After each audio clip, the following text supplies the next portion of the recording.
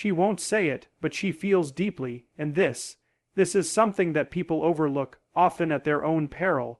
You see, the world has become loud, saturated with the constant noise of opinions, declarations, status updates. In the middle of that chaos, there are people, often women, who are listening, absorbing, processing. They don't scream their truths from the rooftops, but that doesn't mean they're not carrying a burden. In fact, it often means they carry more. When someone doesn't say what they feel, it doesn't mean they lack feeling. Quite the opposite. It can mean the emotions are so vast, so intricate, that they resist simplification into words. The silence is not emptiness, it's density, it's complexity, and it demands respect. There is a certain strength in restraint, and that's a lesson this culture, obsessed with visibility and validation, needs to relearn. Because someone who feels deeply and chooses not to express every thought is often someone who understands the weight of what they're holding. It's not cowardice, it's discipline, it's self-respect, it's dignity. And if you're the person who thinks she's distant, she doesn't care, you might want to think again. It could be that she cares so deeply that it terrifies her, that to articulate what's inside would risk unraveling the very structure she's built to survive. Emotional depth isn't always packaged in poetic monologues or tearful confessions. Sometimes it's in the way she shows up, the way she listens, the way she sacrifices without telling you what it cost her. And if you ignore that, if you fail to see it, you become complicit in a cultural laziness that punishes introspection and reveres spectacle. That's dangerous, because when we stop recognizing quiet depth, we lose something vital. We become shallow, and shallow people build fragile societies, so look closer, pay attention. If you want to be someone of substance, then start by seeing the substance in others, especially the ones who don't demand to be seen. The ones who feel deeply, yet don't say it, because their silence isn't an absence. It's a presence too powerful for noise. You can't build a meaningful life without acknowledging that kind of truth. And you shouldn't try. Not expressing emotions outwardly doesn't mean a lack of feeling. It often signifies emotional discipline, self-respect, and deep inner strength. True emotional depth may come in quiet forms, in actions, sacrifices, and presence, rather than in words or dramatic displays. A culture that overlooks quiet, introspective individuals risks becoming superficial and fragile, lacking depth and understanding. Recognizing and valuing what isn't said, especially in someone who feels deeply, requires emotional maturity and awareness. Building meaningful relationships and a fulfilling life demands seeing beyond appearances and understanding the hidden emotional worlds of others. Silence is so often misunderstood in today's culture. We live in an era that equates visibility with value and volume with truth. The louder you are, the more right you're assumed to be. The more you share, the more real you must be. And yet, there are individuals, many of them walking quietly beside us every day, who carry a depth that cannot be captured in a tweet or an outburst. They are silent, but they are not weak. In fact, their silence often reveals a strength that few can comprehend. The ability to remain silent in a world addicted to expression is not a deficiency, it's a form of control. Think about what it takes to feel something deeply and not immediately react. That requires a level of composure, of self-regulation, that most people never cultivate. We're conditioned to react to every feeling, every offense, every moment of discomfort. But some individuals, perhaps from necessity, perhaps from wisdom, have learned to hold space between feeling and action. That space is where strength lies. There's a misconception that silence is passive or worse, cowardly, but that's a shallow interpretation. True silence, the kind that is chosen and not forced, is an active process. It is the deliberate decision to withhold, to observe, to reflect. When someone is silent, especially in the midst of emotional turmoil, it is often because they are weighing their words. They are considering the impact of their voice. They are making the decision not to contribute to chaos, but to understand it first. That is not weakness. That is strength in its purest, most controlled form. This kind of restraint is deeply tied to maturity. It is easy, almost instinctual, to lash out when we're hurt, to speak when we're angry, to assert ourselves when we feel threatened. But it takes effort and discipline to hold that back, to not give in to the impulse. That silence, chosen rather than imposed, is the result of inner architecture built through experience, suffering, and thought. It reflects the kind of person who doesn't just exist in the moment, but sees beyond it. Someone who has cultivated enough wisdom to recognize that not all truths need to be spoken, and not all emotions need to be broadcast. And make no mistake, the silence of someone who feels deeply is not emptiness. It's full, brimming even. The quiet they carry is often the sound of restraint holding back a flood. To be able to sit with overwhelming emotions without spilling them recklessly into the world is a form of psychological endurance. It's a learned ability forged in the fire of life's harder lessons. The more someone has been through, the more likely they are to have learned that silence isn't absence, it's presence managed with intention. People who live in this kind of silence often shoulder emotional burdens that go unnoticed. They don't ask for recognition, they don't look for sympathy, they simply carry on doing what needs to be done, and this quiet responsibility, this unseen labor, is one of the most underappreciated strengths in human relationships, because while others are reacting, collapsing, or demanding to be heard, the silent one is observing, holding, supporting. That takes energy. That takes stamina. Furthermore, silence can be a form of protection, not just for the self, but for others. When someone refrains from expressing something that could hurt, destroy, or escalate a situation, they are protecting more than just their ego. They're making a sacrifice. They are choosing peace over pride. That act in its quietness is noble. It may never be recognized, but it holds societies, families, and friendships together. In many ways, the strength of silence is the strength of a dam. We don't see its power until it breaks, and when it does, we often realize how much it was holding back. So when someone chooses to remain silent in the face of conflict, injustice, or emotional overwhelm, it's not because they have nothing to say. It's because they understand the cost of every word and the ripple effect of every reaction. That kind of understanding comes from suffering, reflection, and growth, not from weakness. We should be cautious, then, in how we judge silence. We should look deeper, listen harder, because behind that stillness may lie a world of feeling and a fortress of strength. And if we are too distracted by noise to notice it, the fault isn't in the silent one, it's in us. Depth is not always loud.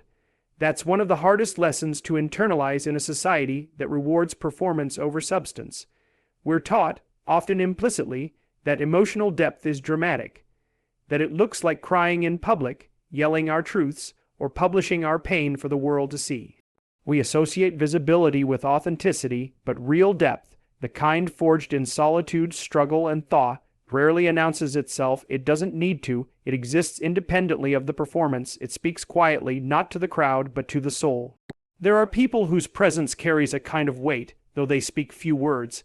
They walk into a room, and something about them commands attention, not because of volume, but because of gravity. That gravity comes from having lived through things, often in silence. It comes from having asked difficult questions, endured private suffering, made sacrifices no one knows about, and come through it with a kind of refined understanding.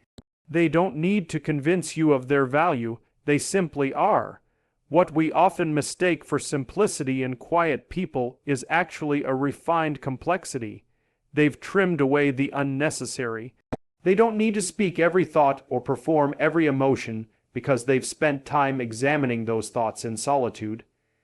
They've learned the difference between expression and expressionism, between feeling and theatrics. There is a kind of elegance in that economy of words and energy. It's not a void, it's intentional focus. That restraint is not emotional minimalism, it's emotional intelligence operating at a high level. We are surrounded by noise, both external and internal, and in all of that, the truly deep individuals are often overlooked because they don't scream to be seen.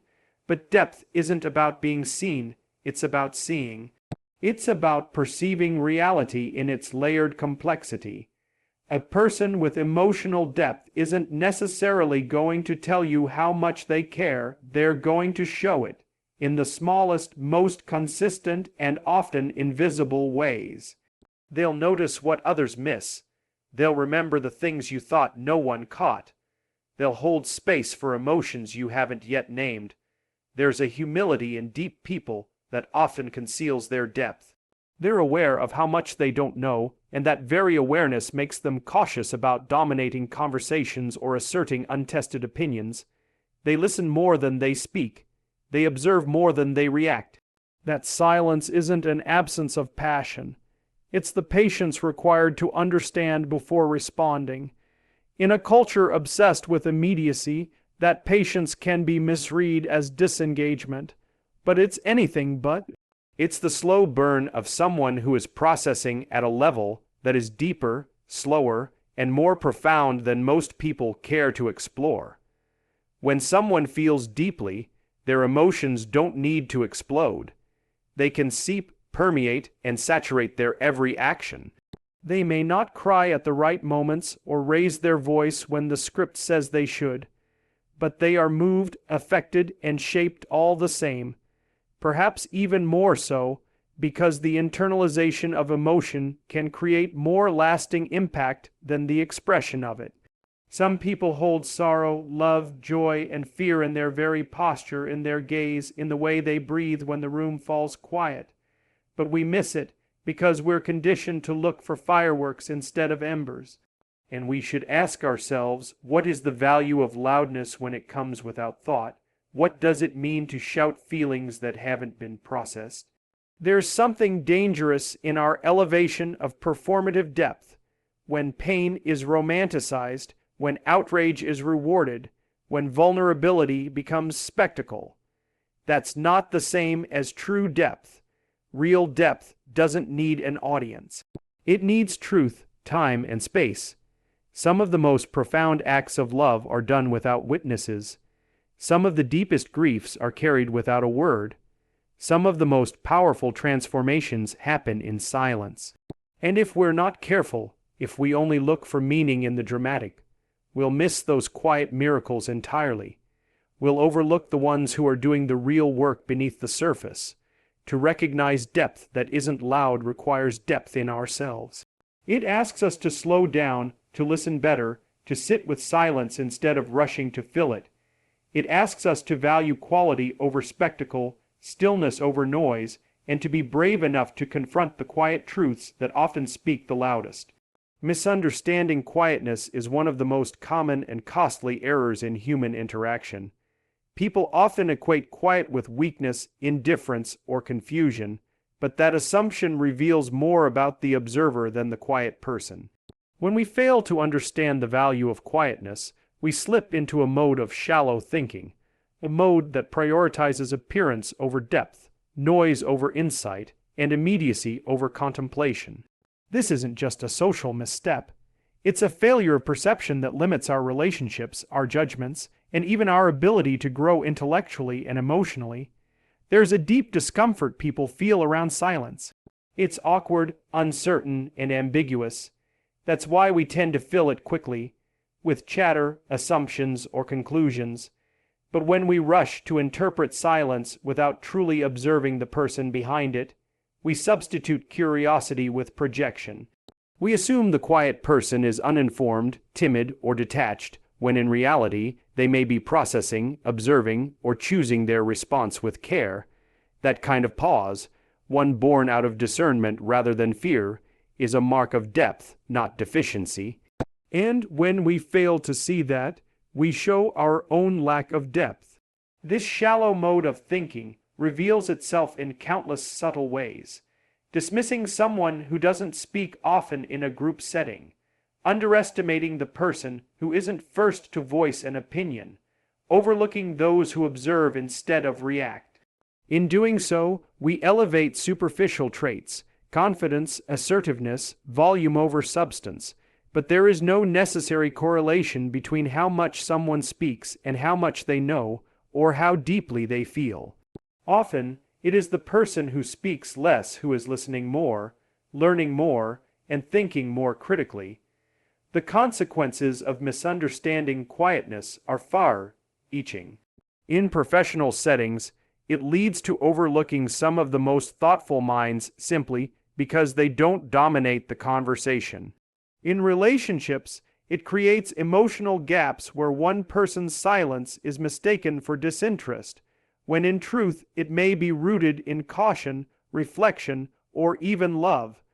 And in ourselves, it fosters an internal insecurity that tells us we must constantly produce noise to be worthy of attention. This misunderstanding, when compounded over time, contributes to a cultural shallowness where we prioritize performance over authenticity. There's also a deeper discomfort that drives this misinterpretation.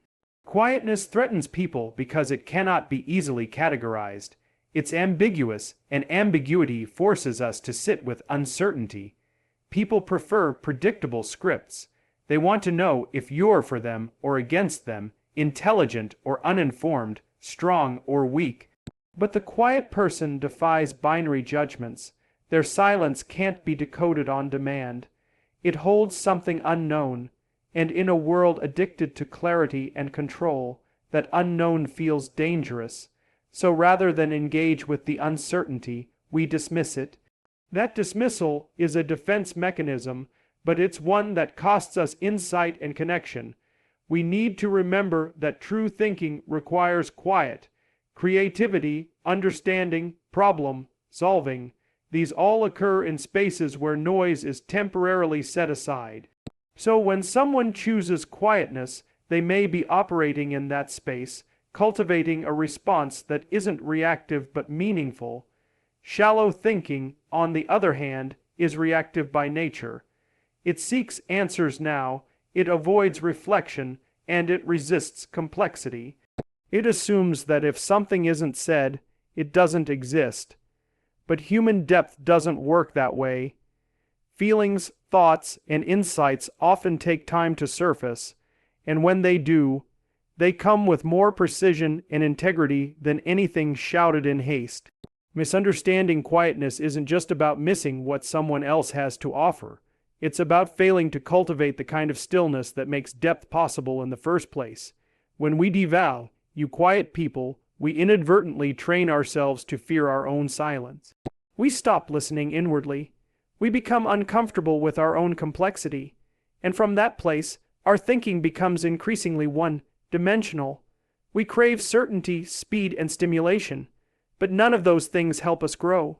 They only distract us from the deeper truths that can't be accessed through volume alone. To truly understand a person, or a moment, or an idea, we have to slow down enough to sit with the quiet. We have to ask better questions and listen without rushing to respond.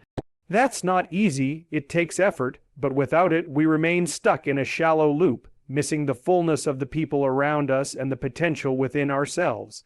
Paying attention to the unspoken is one of the rarest and most necessary forms of intelligence, especially in a world oversaturated with words.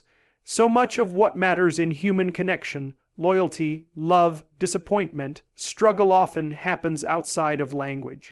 People may not always articulate their needs, fears, or feelings. Sometimes they can't. Sometimes they're not even aware of what they're carrying.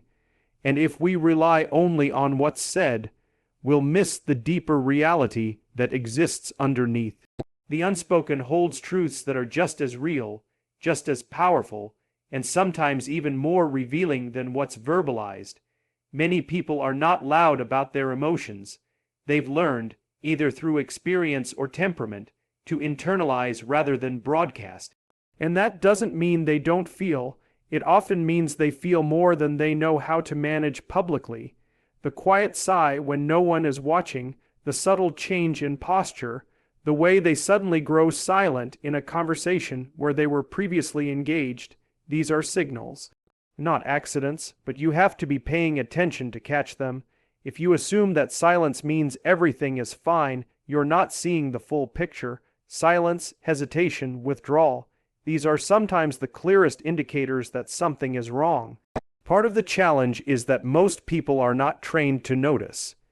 We've been conditioned to respond to what is presented, what is obvious, measurable, or loud. But human beings are not billboards. Their deepest experiences rarely come with a flashing sign. In fact, the more vulnerable the feeling, the more likely it is to be hidden, because people protect what they value. They conceal what might be misunderstood or rejected. They fear that by saying it out loud, it might be trivialized. And so, the most important things often go unspoken, waiting for someone perceptive enough to notice. This perceptiveness isn't about mind, reading, or making assumptions. It's about care, real care. The kind of attention that watches without judgment, that listens to the space between words, that stays present even when nothing is being said. It's a willingness to look deeper, not for drama, but for meaning. Sometimes people will tell you everything through what they don't say. You just have to know how to listen to that silence. It's not passive, it's charged. It's filled with emotional currents that only someone truly attuned can pick up. The people who feel the most are often the least likely to impose those feelings on others. They worry about being a burden, they downplay their own pain, they smile when they're exhausted, they show up for others while quietly falling apart. And if you're not watching carefully, you'll assume they're fine, that they're strong, that they don't need help. But strength isn't the absence of struggle, and often, what looks like strength is a quiet endurance that's bordering on collapse. If we want to be present for others in any meaningful way, we need to train ourselves to be more emotionally observant. It's not enough to ask, "How are you?" and accept "I'm fine" as the truth. Look at the eyes when they say it. Hear the tone, feel the energy. So much is communicated there. And if you notice a discrepancy, if the words say one thing but the body says another, that's not your cue to challenge or confront. It's your cue to stay close, to offer quiet support, to create a space where safety exists without pressure. Because when people don't feel safe to speak, they won't. But if you prove over time that you are trustworthy, attentive, and non-judgmental, eventually they will. This kind of attentiveness changes relationships. It builds trust. It deepens connection. It says, "I see you even when you don't speak." That is one of the most powerful messages anyone can receive. It allows people to feel known even in their silence, and that experience of being truly known without having to explain is rare, it's healing, it's transformative. There are many things people won't tell you with words, but they will show you in how they respond to your presence, how they pull away or move closer, how they give more than they have or disappear when they are overwhelmed. If we stop waiting for declarations and start observing with intention, we begin to understand those around us with far greater clarity.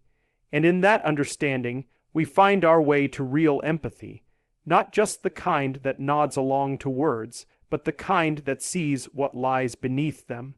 True connection is never automatic. It doesn't happen by accident, and it certainly doesn't occur just because two people are in the same room, sharing the same space, or even the same experiences. Connection, real connection, demands something that most people aren't taught to develop: effortful perception.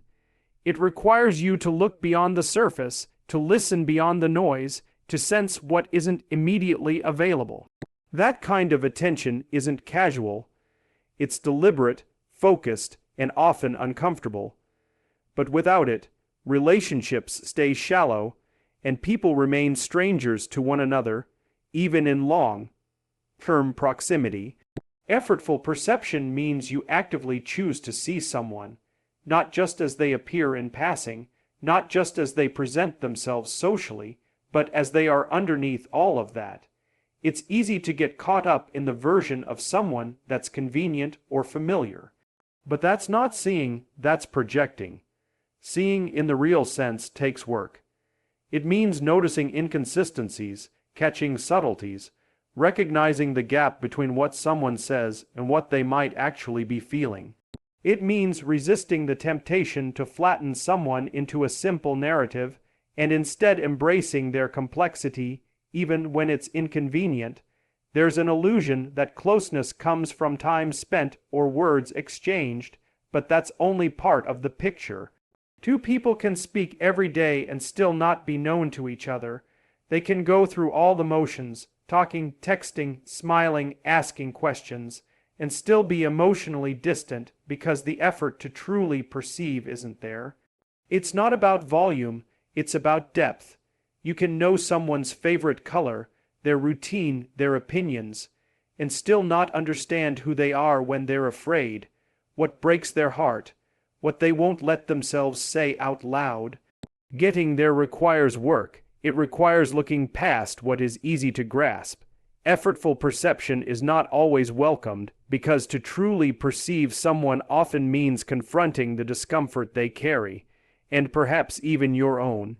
When you really see someone, you see their contradictions, their struggles, the places where they're wounded. And if you're truly paying attention, you realize that your assumptions about them are limited. That realization humbles you. It forces you to slow down, to listen differently, to question your judgments. But it's in that humility that real connection begins. Because only when you stop trying to control the narrative can you start to understand the person. This kind of perception is not passive. It requires emotional courage. You can't connect deeply with someone if you're too afraid to confront what their truth might ask of you. That's why many people avoid depth. They're afraid that seeing someone else fully might force them to change, to care more, to take responsibility, or to become vulnerable themselves. But connection is always mutual. You can't demand to be seen without being willing to see. You can't ask for understanding if you're not prepared to offer it. And you can't build a bond on partial vision. It doesn't hold. The people who are most worth knowing rarely make themselves easy to know. They may be guarded or quiet or slow to trust, not because they're indifferent, but because they value connection too much to give it away carelessly. They want to know that you're serious, that you're present, that you're paying attention not just when it's convenient, but when it matters. They're not interested in being looked at. They want to be seen, and to do that, you have to show up differently. You have to tune your awareness to things most people ignore, the way their energy shifts in a conversation, the subjects they avoid, the moments when their eyes say more than their words. You have to ask questions that don't have easy answers. And when you do, you have to be prepared to sit in the discomfort of not always knowing what to say, because true connection isn't about fixing or advising. It's about staying. It's about being with someone fully, even when what they reveal makes you uneasy. And that staying, that commitment to presence, is what allows trust to form. Without that, there's no depth, just repetition. Real perception takes time, and you won't get it right all the time. You'll miss things. You'll make assumptions, but if you keep returning, keep listening, keep watching, keep asking, not to interrogate, but to understand, then the connection deepens, slowly, genuinely, authentically, and in a world of surface-level exchanges and shallow noise, that kind of connection is rare. But it's also the only kind that's real. So listen, she won't say it, but she feels deeply. And if you're not careful, if you don't slow down and truly pay attention, you'll miss it. You'll walk past oceans thinking they were puddles because they didn't roar for your attention. But the depth is there, in the silence, in the restraint, in the things left unsaid. Learn to see that, learn to respect that, because if you want to build something meaningful, in love, in friendship, in life, you have to be willing to dig deeper than noise. You have to choose presence over assumption, perception over performance, and humility over certainty. That's where the real connection lives. That's where truth begins.